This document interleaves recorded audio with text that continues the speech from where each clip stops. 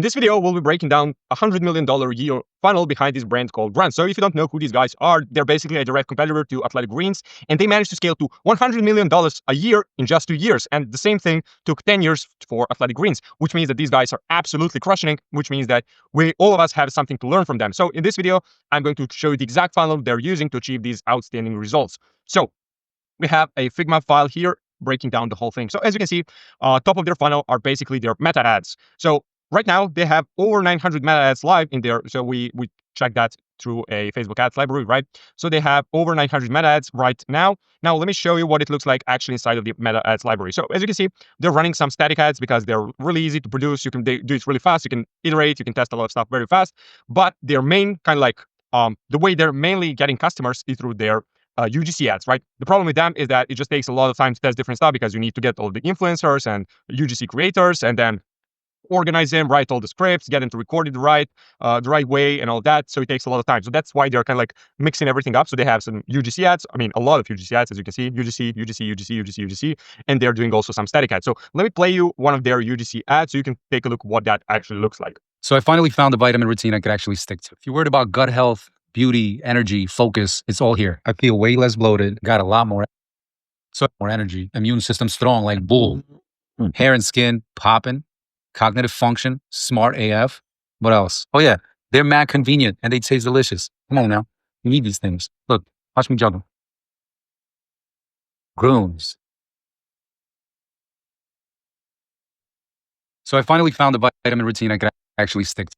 So as you can see, they're just basically listing out all the kind of like benefits of the product in a kind of like fun way. So yeah, watch me juggle all of this because they're so convenient. They're kind of like illustrating how convenient they are in a very tangible way. It's very interesting, very cool video, right? But overall, they're just listing all the benefits, and it's kind of like, it's one of those products that sell itself because it has all the benefits. How good it is, actually, I don't know. I haven't tried it, but the way they're presenting it, it seems like it's a really good product, right?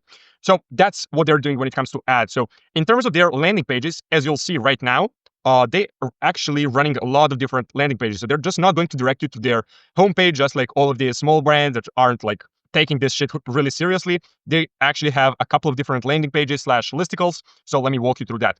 So this is kind of like their main landing page that they use to, that they actually direct people to. So let me show you what that looks like. Give it a second to load, please. Okay. No. Okay, so this is the main landing page, right? So as you can see, super simple. So they kind of like have this headline. They have been running this for quite some time now, this same landing page. So you have nutrition gaps, Grüns fills them. They're running some social proof here. So as you can see here, you can see all the UGC content that they have. They have a lot of it, right? Some us versus them. This is pretty good. This is something they use in their emails as well. If I'm not mistaken, the exact same table, which is also pretty good. New product, right? Kind of like some testimonials and all that. So overall, pretty simple landing page, but it's pretty effective since they have been running this exact same landing page for quite some time. But let me show you a couple of their listicles actually. So they're running a couple of different listicles. So you can see this one, for example. So this one is 7 benefits GLP-1 users love about Grüns. So they're kind of like making these listicles, which basically list article, right? So listicle, making these listicles that are kind of like different angles that they're using. So you can see here, for example, they have nutrition-based listicle, weight loss-based listicle, kids-based listicle. So get your kids to use Grüns.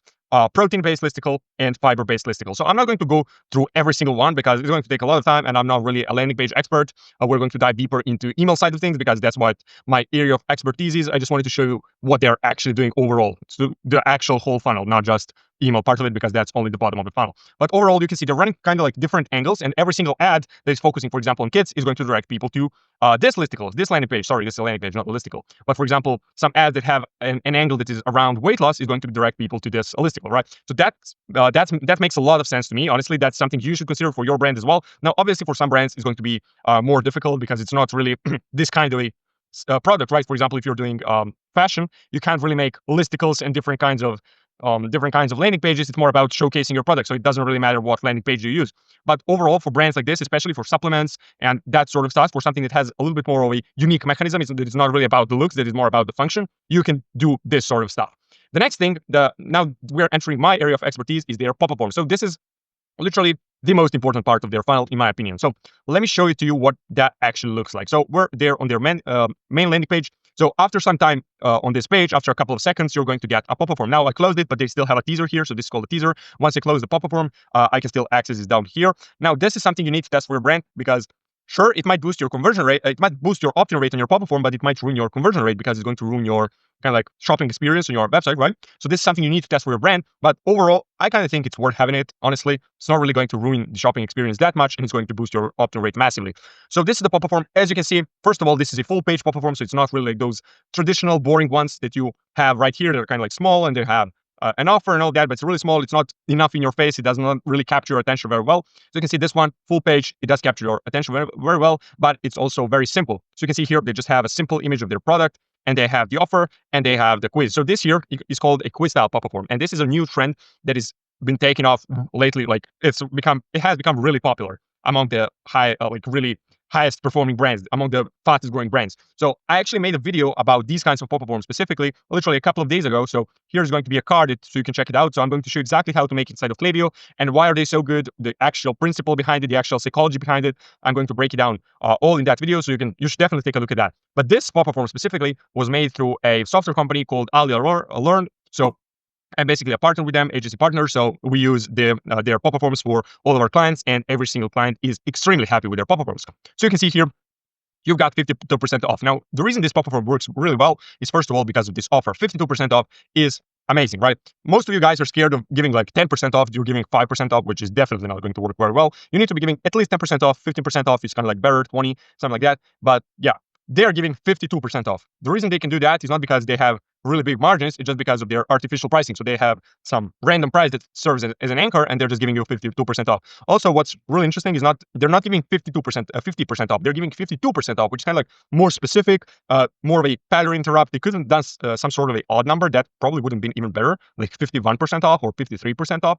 I would have liked that probably even more. But overall, I think this is a fantastic offer. So we have a really good offer here and a really simple question. So to claim, share what problem you're trying to solve. So we have gut health, brain health and focus, energy, and comprehensive nutrition. So let's go, for example, for brain health and focus.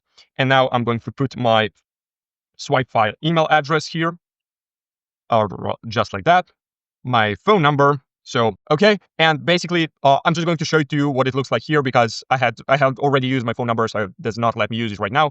It doesn't matter. So this is what you see. Basically, the last step is just congrats, claim my offer, and you're going to get redirected to another page, which is going to show you the offer is basically their main landing page, right? So that's what their pop-up form looks like. The reason this is so important is not because they're giving 52% off. This is basically the core of their business because here they're actually, instead of just relying on their ads to convert people through and their landing pages having like high conversion rates, they don't care about high conversion rates. They can have like 1 to 2% conversion rate, but they can have 20% opt-in rate on this pop-up because this has an amazing offer. This has a really good structure because first of all, I did not break it down really well. So let me show that first. So first of all, I told you that this is an amazing offer. But the next thing, these quiz style pop-up forms work really well because as you can see here, I'm giving you 52% off, but I'm not asking you for your email right away. The only thing I'm asking you right now is to answer this question, which is as easy as pressing a button. It's not really like type the answer or something like that. You just press a button and you're going to get like 52% off, which is huge. So it's very easy to get people into the pop-up. So once they're in, they have made a commitment on themselves that they actually want the discount, right? So it's called the commitment bias. So they're way more likely to actually complete all the steps and get onto your email list and your SMS list now that they actually went through this step. So this is really crucial step for actually boosting your opt-in rate. Now we have the email step here. So you can see how they're not collecting first names, last names, birthdays, and they're not collecting email and SMS at the same step. The reason for that is that they just want the bare minimum from the customer. They don't want to overwhelm them. They don't want to make customer work too much because it's going to get boring. People don't want to do work that is unnecessary. They're going to get lazy and they're just going to put your pop-up. This way, they're asking for only the bare minimum, which is your email, for them to be actually able to email you, right? They're asking for that. And then next step, they're asking you for your phone number. Also, you can see how they tell you you've got 52% off instead of get 52% off or take 15% off, 52% off, right?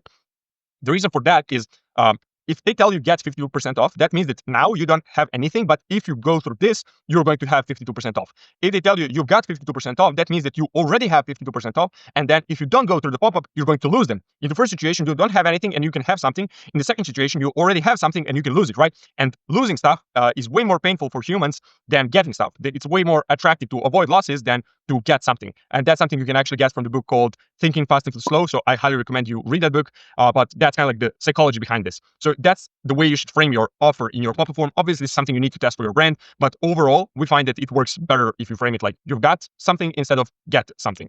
That's one thing. Then you can see here, finish signing up. So it doesn't say like you got 52% off. It does not say the same thing here because people have seen it already 2 times. Now it's kind of like, okay, I'm going to tell you, this is it. This is the final step. Finish signing up. This is the last thing you need. So after the third step, people are like, okay, sure, I'll do this thing as well. And then I'm done. And that's how their pop-up form works. And I bet this is converting at like 15 to 20% opt-in rate, which means that for every 100 people that see this pop-up form, 15 to 20 of them actually enter their email and their SMS, which is pretty remarkable considering that the industry average pop-up form converts at 3 to 4%, which is pretty shit, right? That means that they can get all of those people that they're getting to their website through their meta ads. They can get them on their email and SMS list, which brings us to the next step, which is their email marketing. So this is their email welcome flow. So as you can see here, they're just, first of all, what is really good about these emails? Let me break that down.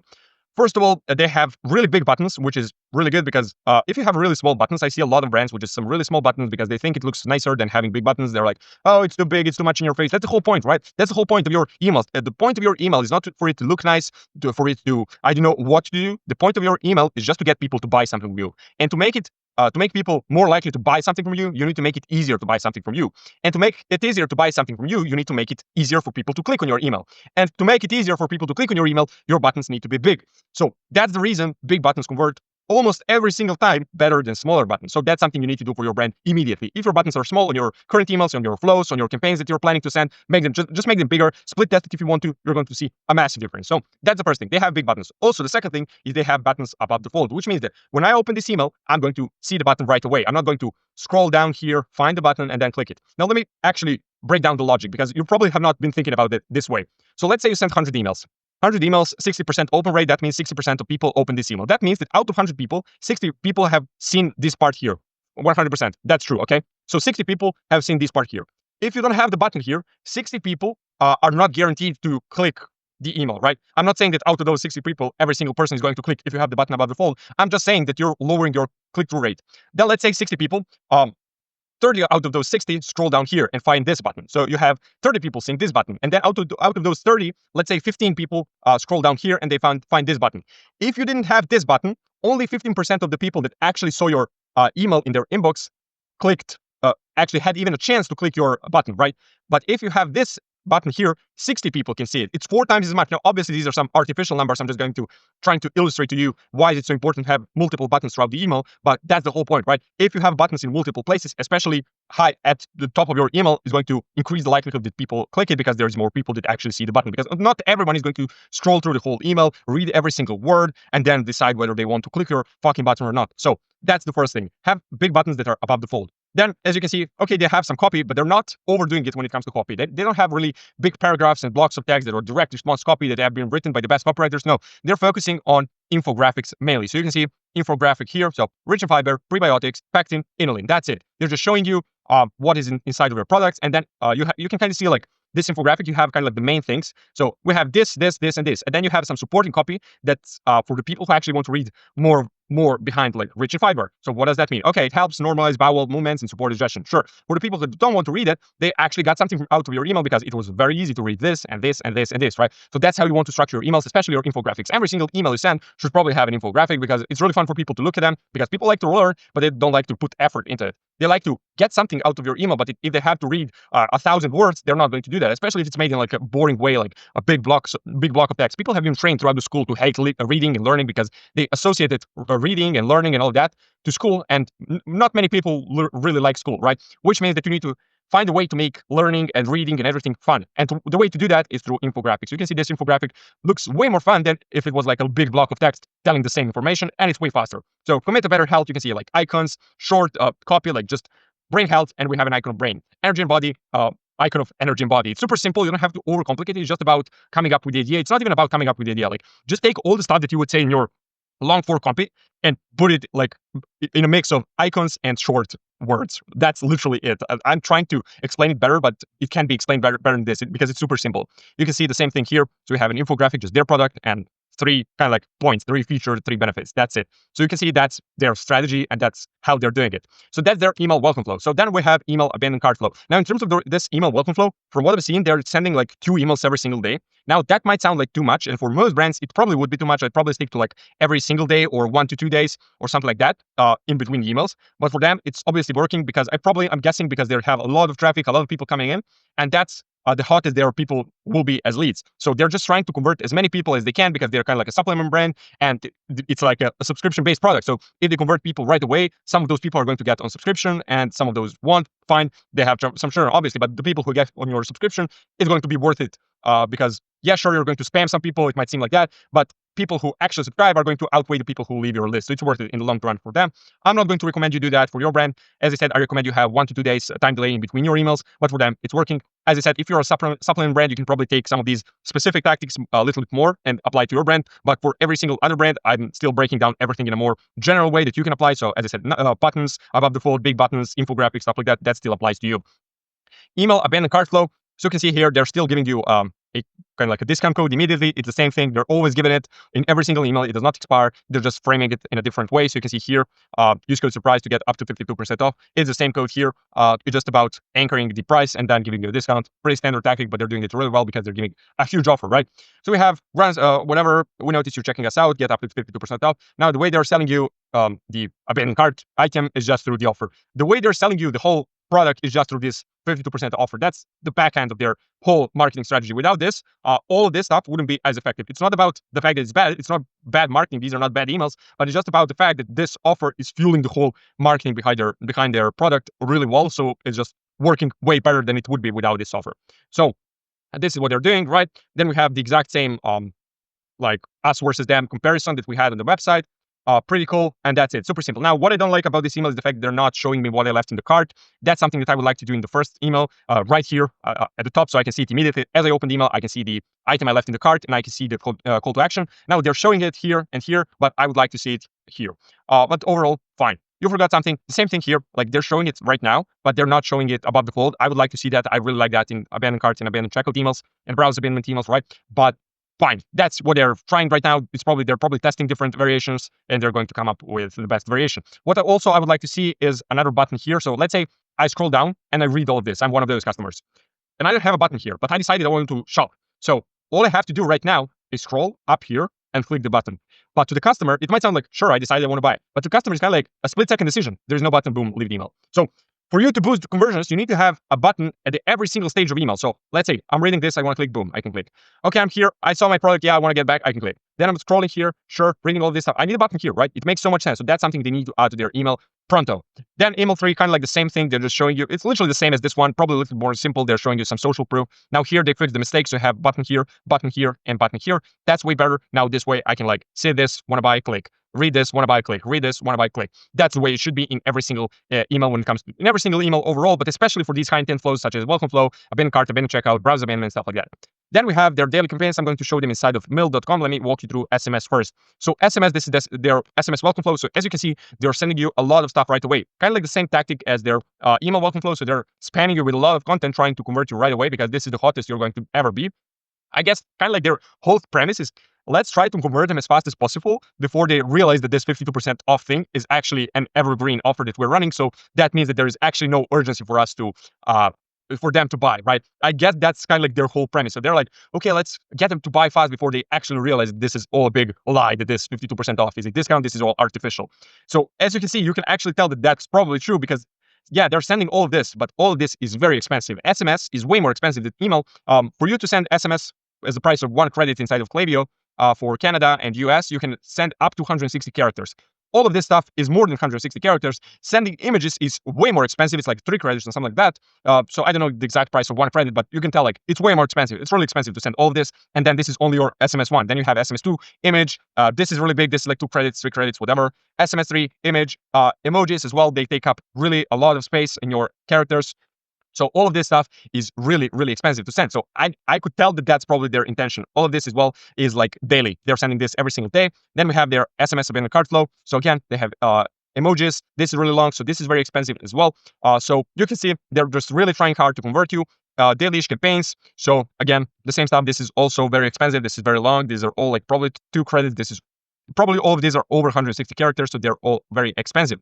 So let me actually show you their email campaigns first. So this is Meta Mill. So you can see mill.com/Grüns. You can find their emails that they're sending every single day. So let's first take a look at their frequencies. You can see here August 8th, August 7th, August 4th, August 1st, July 29th, July 29th, July 25th. So basically they're sending like 3 to 4 campaigns every single week, which is kind of like about every other day. That's the perfect cadence that you should probably be implementing for your brand as well. If you're like a really small brand, you're doing like below 50K a month, below 40K a month, something like that, you shouldn't be sending that much. You're probably better off sending 2 to 4 times a week, 2 to 3 times a week. Maybe like when you have busier periods of the year where it's like sales and stuff like that, you can get away with 3 to 4. But on an average week, you should probably be sticking to 2 to 3. That's what I would recommend. For every other brand that is doing more like 50, 100K a month or something like that, I advise you do 3 to 4 campaigns a week.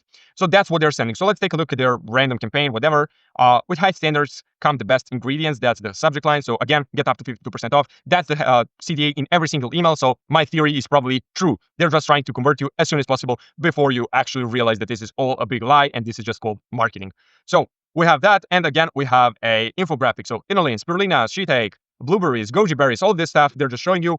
You can see they don't have a lot of big blocks of text. This is kind of like the longest their copy is in one place. And that's how they get people to convert, because they're actually making their emails fun, engaging. They have really nice designs that trigger dopamine spikes. They get people to come back and read their emails all the time. Super simple. Again, they're just showing you what their ingredients are. And that's it. Like, that's all they need to do. And that's all you need to do, especially if you're running some sort of a supplement brand, beverage brand, food brand. Just do stuff like this. Like show ingredients, show benefits behind your supplement or your drink or whatever. Stuff like that. Like infographics are working really well. Instead of just, imagine this was like a big block of copy here, just a big block of text. That would have been way more boring. Also, what you can notice here is all of their emails are just images. They don't have native blocks inside of Klaviyo or Omnisend or whatever they're using. I don't know. No, they already have images. Now, some people are going to be like, no, isn't that going to ruin your deliverability? No, it's not going to do that, because if you're sending to engaged segments, which I highly recommend you do, you're going to be fine with your deliverability. Your emails are going to get engagement, and Google is going to flag you as a kind of like a brand that's actually interesting to people and that people want to read. So you're going to get in primary inbox. So that's fine. Don't worry about that.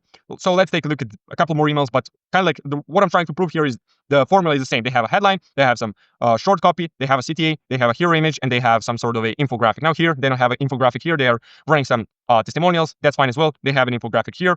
That's true. So that's it. Like you can see, it's kind of like the same formula. Let's take a look at this one.